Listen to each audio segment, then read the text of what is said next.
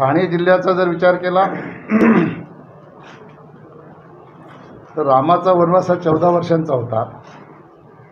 तो देशाला स्वातंत्र्य मिळून 74 वर्ष आपण पूर्ण केली। 75व्या वर्षात आपण पदार्पण केलं। या 74 वर्षाच्या कालखंडामध्ये कुठल्याही सरकारमध्ये कुठल्याही पक्षाने केंद्रीय मंत्रिमंडळात ठाणे जिल्ह्याला कधीच प्रतिनिधित्व दिलं नाही।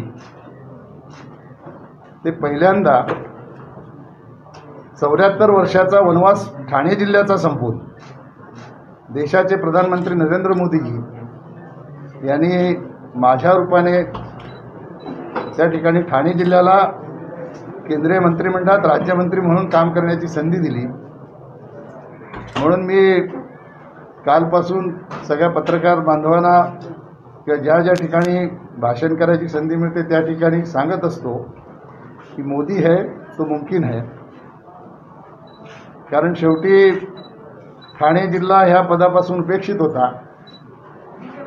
मोठे मोठे दिग्गज लोकही यापूर्वी निवडून आले, परंतु ज्या पक्षातनं ते निवडून आले त्या पक्षाला कधी ठाणे जिल्ह्याला प्रतिनिधित्व द्यावं असं वाटलं नाही। आणि म्हणून मला स्वतःलाही एक गोष्टीचा आनंद आहे की केंद्रीय मंत्रिमंडळात पहिल्यांदाच काम करण्याची संधी मिळाल्यानंतर ज्यांच्यामुळे मी पार्लमेंटमध्ये पोचलो त्यांच्या आशीर्वादाची प्रेरणा मला निश्चितपणाने मिळेल। आणि ह्या पंचायत राज मंत्रालयाच्या माध्यमातून देशाच्या ग्रामीण भागाचा, ज्या ग्रामीण भागामध्ये 2,69,000 ग्रामपंचायती आहेत, 6 लाख गावं आहेत, या सगळ्या गावांचा विकास करण्यासाठी निश्चितपणाने आशीर्वादाच्या माध्यमातून प्रेरणा मिळेल। आणि म्हणून कालपासून माझाही उत्साह द्विगुणित झालेला आहे। मलाही मनापासून आनंद आहे की ह्या जनआशीर्वाद यात्रेमध्ये जरी ही यात्रा भारतीय जनता पक्षाने आयोजित केली असेल तरी शिवसेनेचे लोक असतील, मनसेचे असतील, काँग्रेसचे असतील, राष्ट्रवादीचे असतील, हे सगळे भूमिपुत्र रस्त्यावर येऊन या जनआशीर्वाद यात्रेच्या माध्यमातून मला आशीर्वाद देत आहेत। विशेष बाब म्हणजे काल आम्ही मुंब्र्यामध्ये आलो। आम्हाला असं वाटत होतं की मुंब्र्यामध्ये फार इतका रिस्पॉन्स मिळणार नाही, पण मुंब्र्यामध्येही फार मोठ्या प्रमाणात त्या ठिकाणी लोकांनी मला आशीर्वाद दिला। मी त्या ठिकाणी एका पत्रकाराला बाईट देताना सांगितलं की तुमचा आशीर्वाद हा मुंब्र्यातला हा वेगळा आशीर्वाद आहे। निश्चितपणाने तुम्ही दिलेला आशीर्वाद हा मोदीजींपर्यंत पोहोचवण्याचं काम मी करेन, अशा प्रकारचा विश्वास त्या लोकांना मी दिलेला आहे। आज आपली अलिबागमध्ये ही यात्रा सुरू होत आहे आणि पनवेलमध्ये त्याचा समारोप होणार आहे। ह्या रायगड जिल्ह्यामध्येही निश्चितपणाने इथला भूमिपुत्र जो आहे तो ह्या यात्रेचं स्वागत करून मला आशीर्वाद देईल। काही तर भूमिपुत्रांचे अनेक प्रश्न आहेत। कदाचित मोदीजींना असं वाटलं असेल की एखादा भूमिपुत्र आपण मंत्री केला तर भविष्यामध्ये कदाचित ह्या भूमिपुत्रांना आंदोलन करण्याची आवश्यकता लागणार नाही, म्हणून केंद्रीय मंत्रिमंडळात माझा समावेश झाला असेल।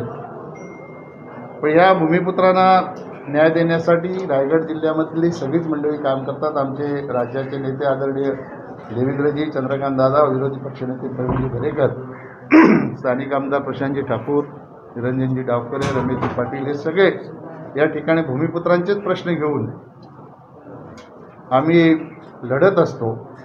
म्हणून भूमिपुत्रांना न्याय देण्यासाठी निश्चितपणाने आम्ही सर्व संघटितपणाने प्रयत्न करून त्यांना न्याय देण्याचं काम करू। तर आपले काही प्रश्न असतील तर विचारा।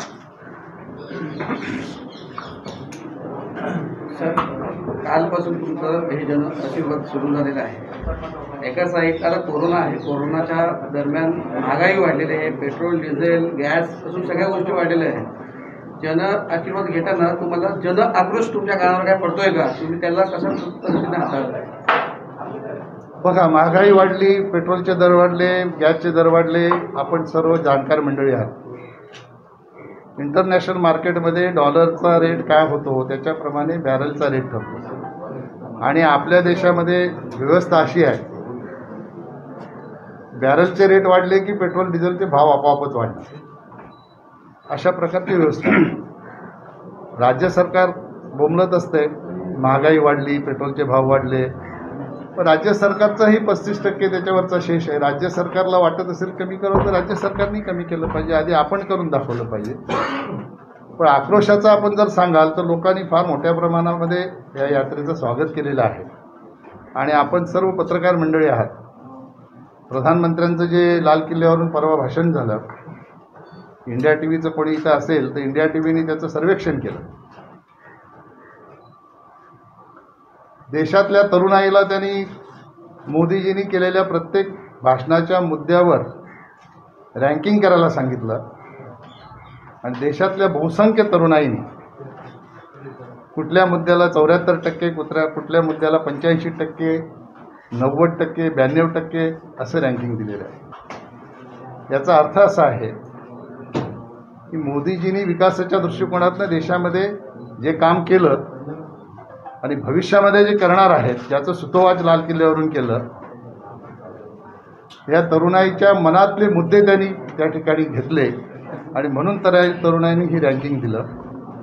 तर देशाच्या प्रधानमंत्र्यांबद्दल आक्रोश असण्याचं काही कारणच नाही. लोकांची आताही त्यांना 90% पसंती आहे. आमदार महोदय, जिल्ह्यामध्ये पनवेलचा जो विमानतळाचा प्रश्न आहे, आमचे आदरणीय अभ्यासू नेते माजी खासदार रामशेठ ठाकूरजी आणि जिल्ह्यामध्ये हा ज्वलंत प्रश्न आहे की आदरणीय दिबा पाटील यांचं नाव द्यावं, त्याबद्दल आपलं मत काय आहे केंद्रामध्ये असलं? आपल्याला माहीत आहे की नाही मला माहीत नाही, पण ह्या मुद्द्याला सगळ्यात आधी हात मीच घातलेला होता. 2015ला आदरणीय नरेंद्र मोदीजींना मी पहिलं पत्र दिलं आणि दिबा पाटलांचं नाव नवी मुंबई विमानतळाला द्यावं अशा प्रकारची मागणी मी त्या पत्राद्वारे केली. त्यानंतर लोकसभेमध्ये 377 प्रमाणे दिबा पाटलांचं नाव द्यावं ही मागणी केली. तर शून्य काळामध्येही आपण माझी क्लिप ऐकली असेल तर 2016मध्ये शून्य काळामध्ये हा मी मुद्दा उपस्थित केला आणि आदरणीय नेते दिबा पाटील यांचं नाव नवी मुंबई विमानतळाला द्यावं अशा प्रकारची मागणी केली. ही मागणी माझी नाही, ही समस्त भूमिपुत्रांची मागणी. ती फक्त रायगड जिल्ह्यापुरती मर्यादित राहिलेली नाही. ठाणे जिल्हा असेल, पालघर असेल, घोटी असेल आणि त्याच्यामध्ये फक्त आगरी समाजाचे लोक नाही आहेत, सगळे भूमिपुत्र आहेत. कुणबी आहेत, कोळी आहेत, आदिवासी आहेत. या ठाणे, रायगड आणि ह्या आजूबाजूच्या परिसरात राहणाऱ्या सगळ्या जिल्ह्यांमध्ये जे भूमिपुत्र आहेत ते सगळे भूमिपुत्र याच्यासाठी एकवटलेले आहेत. माझ्या माहितीप्रमाणे तिथे मनसेचे आमदार राजू पाटील यांनी भाषण केलं की हे बरं झालं हा मुद्दा समोर आला, ह्या निमित्ताने आगरी समाज संघटित तरी झाला, भूमिपुत्र संघटित तरी झाला, अशा प्रकारचं त्यांनी भाषण केलं. हे कुठेतरी काहीतरी घडावं लागते. भूमिपुत्रांना संघटित करण्यासाठी हा मुद्दा समोर आला. आमची आग्रहाची मागणी आहे की दिबा पाटलांचंच नाव ह्या नवी मुंबई विमानतळात दिलं पाहिजे. परवा दशरथ पाटलांच्या नेतृत्वाखाली प्रशांत ठाकूर, रामशेठ ठाकूर आणि तांडेल हे सगळी कंपनी दिल्लीला आली होती. विमान उड्डाण मंत्री ज्योतिरादित्य शिंदे यांची मी वेळ घेतली होती, त्यांची आम्ही भेट घेतली. तेही या बाबतीत सकारात्मक आहेत. पण राज्य सरकारने सिडकोच्या माध्यमातून एक प्रस्ताव पारित केलेला आहे. आमची भूमिपुत्रांची मागणी आहे, राज्य सरकारला विनंती आहे की त्यांनी केलेला प्रस्ताव याचा फेरविचार करावा आणि खऱ्या अर्थाने भूमिपुत्रांना न्याय देण्यासाठी दिबा पाटील यांच्या नावाचा प्रस्ताव पुन्हा मंजूर करावा, जेणेकरून जो भूमिपुत्रांचा आक्रोश आहे तो आक्रोश थांबेल आणि भूमिपुत्रांना न्याय दिला जाईल. अशा प्रकारची विनंती आम्ही ह्या कृती समितीच्या माध्यमातून राज्य सरकारला करणार आहोत. साहेब, नुकतंच आता महाडला किंवा रायगडमध्ये आणि इतर जिल्ह्यामध्ये महापूर झाल्या, दरडग्रस्तींनी घरं गेली, लोकांनी कसे कसे हाल काढले. रायगडमध्ये विशेषतः निसर्ग झालं, तोफे झालं आणि नंतर कोरोना संकट काळ असून देशावर असून परत हे दरडीचं संकट होतं. जेव्हा मागच्या वेळी गुजरातला पंतप्रधान गेले, त्यांनी लगेच 1,000 कोटीची मदत केली. परंतु ह्या 3 आपत्ती कोकणावरून, आपण पण कोकणातले ठाणे जिल्ह्यात, कोकणावरून सुद्धा केंद्राची सरळ मदत भेटली नाही. जे इतर पॅकेज येतात NDRF वगैरे त्यामार्फत मदत भेटली, पण गुजरातप्रमाणे महाराष्ट्राच्या पूरग्रस्तांना आणि दरडग्रस्तांना न्याय का नाही भेटला केंद्र? सगळ्यात आधी बघा, मदत केंद्राचीच पोचते. त्याचं कारण असं आहे की प्रत्येक राज्यामध्ये NDRFचे पैसे हे अशा प्रकारची आपत्ग्रस्त परिस्थिती निर्माण झाली की ते वापरण्यासाठी प्रत्येक राज्याला केंद्र सरकारच्या माध्यमातून दिले जातात. तर महाराष्ट्राला 1500 कोटी रुपये NDRFच्या माध्यमातून राज्य सरकारकडे असतात, त्याच्यातनं मदत दिली जाते.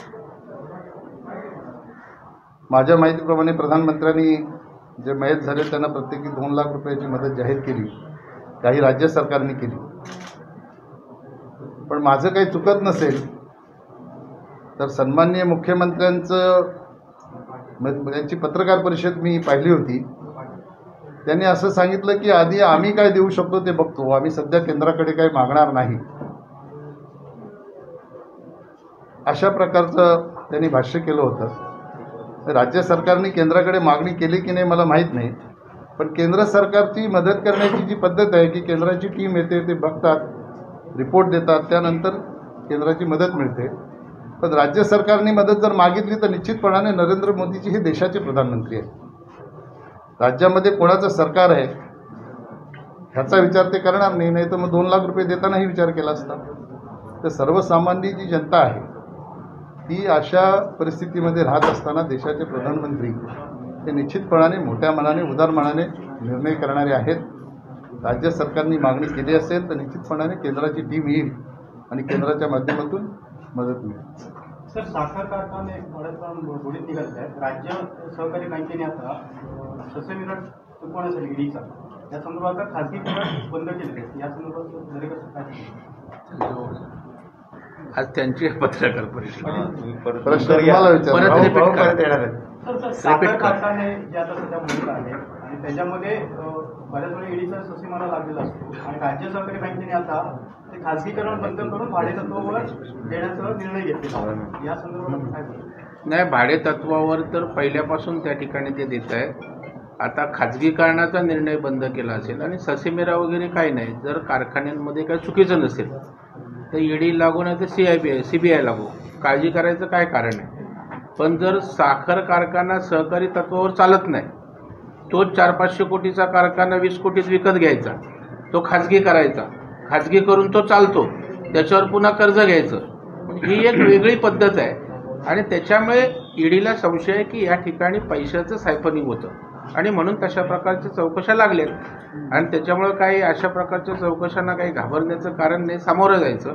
आणि राज्य सहकारी बँक तिथे प्रशासक आहेत आणि त्याच्यामुळे ते प्रशासक आल्यापासून बँक प्रगतीकडे चालली, त्याच्यामुळं काय अडचण नाही. आणि ईडी स्वतःहून चौकशी करत नाही ना, कोणीतरी तक्रार केल्यावर ईडी ते काय सुमोटो नाही करत. ओके, शेवटचा संदर्भात चर्चा सुरू आहे, त्या संदर्भात कसं शिवसेना आणि भाजपची युती संदर्भात काही चर्चा? नाही, या प्रश्नाचं उत्तर देताना आम्ही दोघंही अधिकृत नाही आहोत. या प्रश्नाचं उत्तर आमचे नेते आदरणीय देवेंद्र फडणवीस साहेब किंवा आमचे प्रदेश अध्यक्ष चंद्रकांत दादा हेच देऊ शकतात. आज आम्ही आशीर्वाद घ्यायला आलेलो आहोत. राजकीय पक्षांच्या युती होणार की नाही हा आताचा मुद्दाच नाही आहे, त्यामुळे हा प्रश्न तुम्ही आमच्या नेत्यांना विचारा. सर, जनतेच्या आशीर्वादाचा एक मुद्दा मी विचारतो की आता जेवढ्या ग्रामपंचायत आहेत ज्या तुमच्या अखत्यारीत घेणार आहेत त्यांना घनकचरा व्यवस्थापन आणि डम्पिंग ग्राउंडचा प्रश्न सतावणार आहे, त्याच्या संदर्भात तुमची काय विषय? बघा, आता मला जाहीरपणाने असं काही सांगता येत नाही. शेवटी आमच्या काही मंत्रिमंडळाची शपथ घेत असताना सिक्रेसीच्या गोष्टी असतात. पण निश्चितपणाने नाविन्यपूर्ण अशा योजना माझ्या खात्याच्या माध्यमातून येतील ज्या गावाच्या विकासाच्या दृष्टिकोनातून अतिशय उपयुक्त होतील.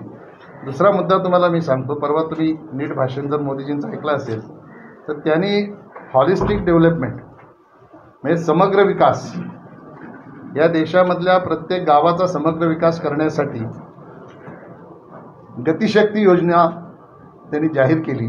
ही योजना लवकरच घेऊन ते देशासमोर येणार अशा प्रकारचं त्यांनी सूतोवाच केलं. याच्यामध्ये ग्रामीण भागामध्ये असलेल्या मूलभूत सुविधा आणि दळणवळणाच्या सुविधा याच्यावर जास्त भर राहणार आहे. आणि 1 लाख कोटीचं काम जर ग्रामीण भागामध्ये आणि शहरी भागामध्ये जर झालं तर मला असं वाटतं की या देशामध्ये आपण जो प्रश्न विचारला त्या सगळ्या प्रश्नांची उत्तरं आपोआपच मिळतील. आणि त्यांनी दुसरंही सूतोवाच असं केलं की आपण आता अमृत महोत्सवात आहोत, शतक महोत्सवात जेव्हा जाऊ तेव्हा जे कोणी प्रधानमंत्री असतील ते ह्या लाल किल्ल्यावरून भाषण करताना आज ज्या काही गोष्टींची मी या ठिकाणी भाषणामध्ये भाष्य केलेलं आहे हेच मुद्दे घेऊन त्यांना भाषण करावं लागेल आणि हे मुद्दे तेव्हा अस्तित्वात आलेले असतील, काम झालेलं असेल, म्हणून भारत देश निश्चितपणाने उज्ज्वल परंपरेचा झालेला त्यावेळेला आपल्याला बघायला मिळेल. सर, केंद्र सरकारने 50% म्हणजे जे आरक्षणाचा जो मुद्दा आहे त्यात केंद्राने आता राज्याला अधिकार दिलेले आहेत. पण काल शरद पवारांनी पुन्हा एकदा आरोप केला की केंद्राने ओबीसीची फसवणूक चालली आहे. आपण ओबीसी नेते आहात. मी आपल्याला सांगतो, ह्या देशामध्ये ओबीसी कमिशनला संविधानिक दर्जा नव्हता. अनेक सरकारं आली पण त्यांनी कधी ओबीसी समाजाला, ओबीसी कमिशनला संविधानिक दर्जा दिला नाही. नरेंद्र मोदीजींच्या नेतृत्वाखाली सरकार आल्यानंतर त्यांनी 102वी घटनादुरुस्ती केली आणि ओबीसी कमिशनला संविधानिक दर्जा दिला. आणि हा संविधानिक दर्जा ओबीसी कमिशनला दिल्यानंतर राज्याकडे जे काही ओबीसीच्या संदर्भातल्या सूची करण्याचे अधिकार होते, आरक्षण देण्याचे अधिकार होते, ते आपोआपच ओबीसी कमिशनकडे गेले. याचा अर्थ केंद्र सरकारकडे गेले आणि म्हणून राज्याचे अधिकार हे बाद झाले.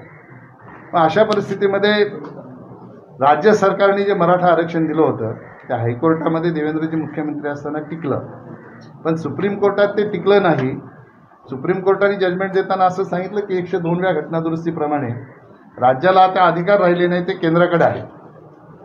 म्हणून ह्या अधिवेशनामध्ये 127वी घटनादुरुस्ती प्रधानमंत्री मोदीजींच्या नेतृत्वाखाली झाली. ह्या घटनादुरुस्तीचं विधेयक जेव्हा लोकसभेत आलं, ह्या विधेयकावर चर्चा होण्याच्या पूर्वी लोकसभेचं कामकाज हे गोंधळात सुरू होतं, चालूच देत नव्हते. परंतु सर्व विरोधी पक्षांची सहमती होऊन या विधेयकावर रितसर चर्चा झाली. सगळ्याच पक्षांनी आपली आपली मतं मांडली. तशाच प्रकारे राज्यसभेतही एकमत झालं आणि सगळ्या पक्षांनी याच्यावर चर्चा केली आणि हे विधेयक एकमताने मंजूर झालं. आता मी राज्यमंत्री असल्यामुळे लोकसभेतही होतो आणि राज्यसभेतही होतो, पण त्यावेळेला कोणी असं आपली मतं मांडताना ही फसवणूक आहे अशा प्रकारचं भाष्य केलं नाही. तसं जर भाष्य केलं असतं तर कायदा एकमताने मंजूर झाला नसता. हे एकमताने मंजूर झाला. ह्या कायद्याची तरतूद अशी आहे की जे केंद्राचे अधिकार होते ते राज्याला दिले. आता राज्यांनी त्यांची आपली सूची बनवायची आहे. माझं काही चुकत नसेल तर दरेकर साहेब नीट सांगतील, राज्य सरकारने कमिशन ही याच्यासाठी बनवलेलं आहे. मग राज्य सरकारने ही जनगणना करावी. ही सूची बनवताना कोणाला किती आरक्षण द्यावं हे ठरवण्याचा अधिकार राज्य सरकारला आलेला आहे. आता त्यांचा मुद्दा असेल की ह्याला 50%ची मर्यादा आहे. मग इंदिरा साहनीच्या खटल्याच्या निकालामध्ये कोर्टाने असं स्पष्ट म्हटलेलं आहे, एखाद्या ठिकाणी अतिशय कठीण परिस्थिती असेल एखाद्या समाजाची तर त्या परिस्थितीमध्येच तुम्ही 50%च्या वर जाऊ शकतात, असं कोर्टाचा निकाल आहे. जिथे ज्या राज्यांमध्ये अशा प्रकारची परिस्थिती झाली ते या राज्यांनी 50%च्या वर जाऊन आरक्षण दिलं. तर महाराष्ट्रामध्ये जर तशी परिस्थिती असेल तर राज्य सरकारने तसा प्रस्ताव तयार करावा. तसा जर प्रस्ताव तयार झाला तर निश्चितपणाने त्याच्या बाबतीतला विचार होऊ शकते, पण ते सिद्ध करावं लागेल राज्य सरकारला. पण मराठा आरक्षण दिलं पाहिजे याबद्दल कोणाचंही दुमत नाही. भारतीय जनता पक्षाची जाहीर भूमिका आहे, मराठा आरक्षण हे मिळालंच पाहिजे. त्याच्यामुळे जेव्हा मोर्चे निघाले तेव्हा भारतीय जनता पक्षाचे मराठा समाजाचे सगळे नेते त्या मोर्चामध्ये सामील झाले. आता राज्याला अधिकार दिल्यानंतर पुन्हा लोकांची दिशाभूल करण्यासाठी पुन्हा केंद्राच्या कोर्टात बॉल टाकायचा, ह्याच्यामध्ये शुद्ध राजकारण आहे असं मला वाटतं. तळेचा एक प्रश्न आहे. तळेच्या घटनेला आता जवळ महिना होईल, पण त्या लोकांचं अद्याप पुनर्वसन झालेलं नाही. कंटेनर हाऊस त्यांना देणार होते, ते सुद्धा अद्याप त्यांना दिलेलं नाही. आणि हे नातेवाईक सगळे आता सुद्धा त्यांच्या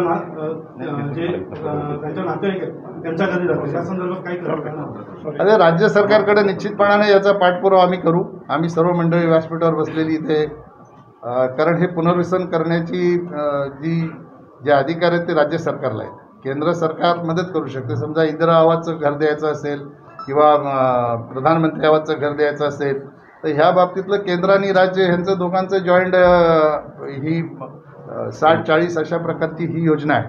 आणि सुदैवाने ते माझ्याच खात्याच्या माध्यमातून राबवली जाते. तर अशा प्रकारे काही करायचं असेल तर राज्य आणि केंद्र दोघे मिळून निश्चितपणाने केंद्र सरकार याच्यामध्ये पुढाकार घेऊन आपलं योगदान देईल. थँक्यू. धन्यवाद. सर्वांचे मनापासून आभार.